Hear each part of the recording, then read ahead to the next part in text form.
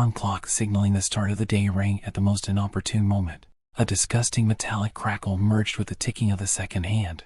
But soon everything became quiet. Katya opened her eyes, reddened from lack of sleep, and sighed. She had just managed to fall asleep.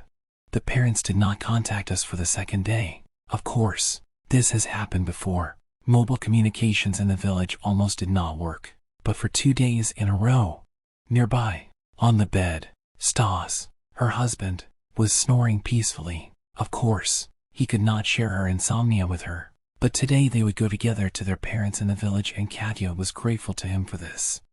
The road to the village was always long. Having escaped from the trap of traffic jams and got onto the highway, their small Hyundai, rattling its engine, got lost in the thick of the morning fog. Clicking her nails on the steering wheel and chewing her lips, Katya glanced sideways at Stas. His gaze, still cloudy from sleep, was fixed on the phone screen. Looks like he was watching the series. Aren't you tired? The girl's fear and irritation over the past several hours on the road seemed to have reached their limit, but Stas refused to notice it. What? Hey, not. How long do we still have? The young man looked at his wife warily, but did not consider it necessary to turn off the phone. Almost there. Turning sharply from the highway onto an inconspicuous road between the trees, Katya slowed down and, carefully avoiding potholes in the asphalt, slowly drove towards the large blue road sign Kalaverdi 2 kilometers. Was there this fence here? Stas asked, putting the phone in his jacket pocket. And it's true, on the left and right sides of the road, as far as the eye could see, a 3-meter concrete wall rose right between the trees. The gate, however, was missing. Its rusty iron frame lay nearby in a ditch left after the construction of the road. Without slowing down and without saying a word, Katya drove on. She couldn't remember exactly whether this fence had been here before or not. It looked too old to suggest that it had been erected during the month that she had not visited her parents. But deep down she knew for sure that there had never been a fence here before. There was no. The car sped off into the distance. A sparrow, fearfully fluttering onto a branch of a roadside birch, looked at the settling dust. Deciding that the danger had passed, he flew along the road, towards large thickets of birch cherry trees. But as soon as the tip of his beak crossed the invisible border above the fence, he suddenly all silently disappeared. As if there was no sparrow at all, there was an unusual silence all around for this time of year. The village of Kalaverdi, located around a pond overgrown with duckweed, was a chaotic jumble of houses and vegetable gardens. Old, dry huts, slightly newer brick buildings. Everything is purely practical, as it should be in a real village. The asphalt ended at the entrance. Driving along the embankment road, the car carefully drove around the pond and approached a large 2-story mansion, the only large house in the area, converted from a summer house for year-round living. Studded with pipes from stoves and patches fastening parts of the building to each other, this house stood out from the others, not so much in size, but in its very original appearance. Yes, Katya's parents definitely had taste, but no one would have turned their tongues to call it good. After honking at the couple and parking at the gate, Katya got out of the car. Was the light turned off? Stas muttered. Maybe, Katya responded, looking around tensely. The sun was already approaching sunset, and its last rays were barely visible above the treetops. It was getting dark, but not a single window was lit. The same could be said about the neighbors' houses. Mom, we have arrived, Katya shouted. The sound disappeared into the air. Even the dogs didn't bark, which was strange. They were in every yard. With growing anxiety, Katya headed towards the house. The gate was bolted.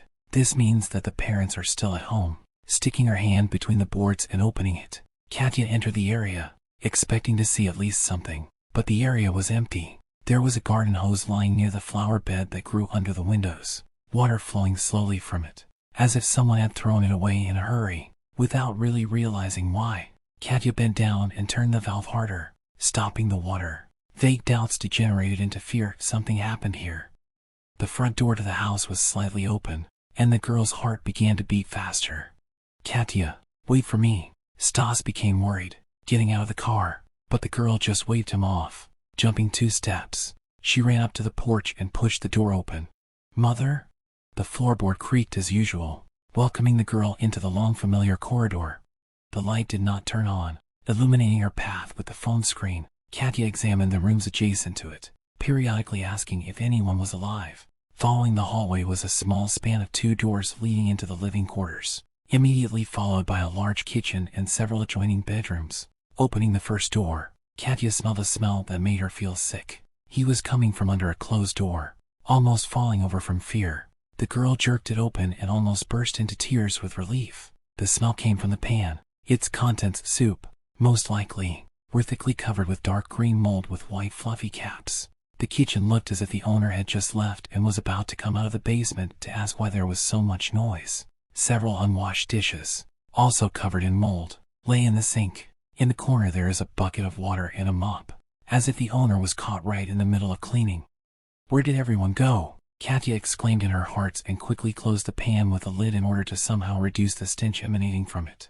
Opening the window and letting the warm summer wind into the house, the girl began to examine the bedrooms, but in none of them was there a hint of where the owners had gone. There were no scattered things, no signs that they were in a hurry somewhere. They disappeared as if by magic in the middle of their usual household chores.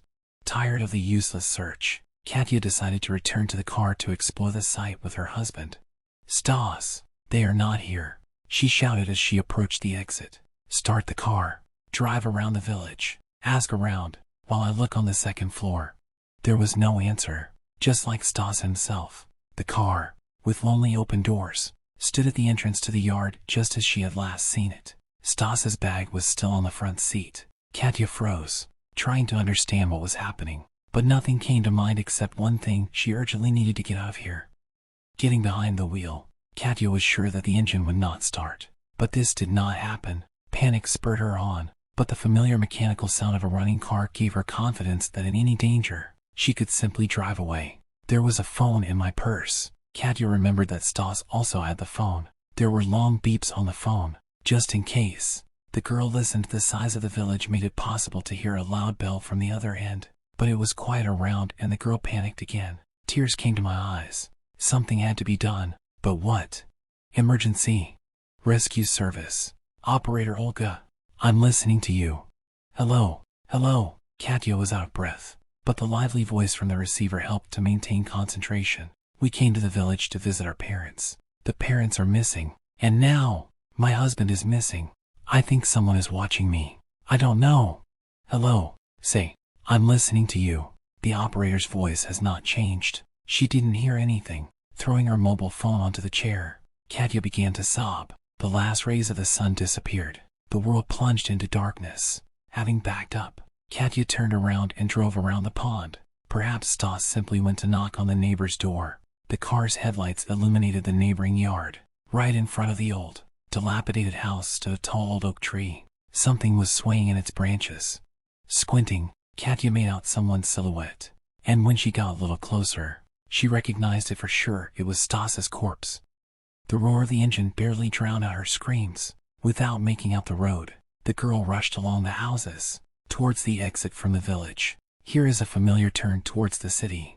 An unexpected obstacle almost cost the girl her life. Barely having time to hit the brakes and turn the steering wheel, she stopped near the powerful wrought iron gates that blocked the exit. Welded chains, instead of a lock, fastened two powerful steel gratings, also tightly fixed to the concrete base of the fence.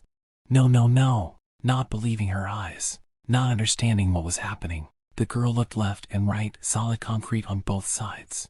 It was impossible to drive along the fence. The car would hardly survive the drive off the embankment. Go! When Stas, oh my God! Slapping herself, Katya tried to collect her thoughts. "We need to wait until morning. You can try to drive around the village, honking and trying to find at least someone you know, or attract a killer. No, it's better to lock yourself in the house, in one of the rooms." Returning to her parents' house, Katya waited with trembling for another meeting in her husband's body. Gathering all her will into a fist, and barely understanding what she was doing, she looked again at the oak tree, but there was nothing on him. The house was still open. Perhaps there is a killer inside?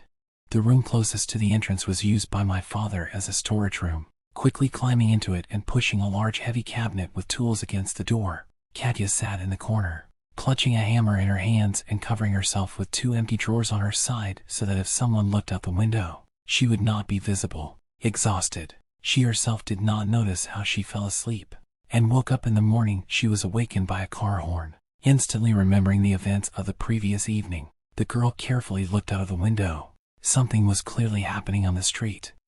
Her husband was standing by the car. With a worried look, she pressed the signal button. Mother and father stood nearby. "Kate, where are you?" I'm here."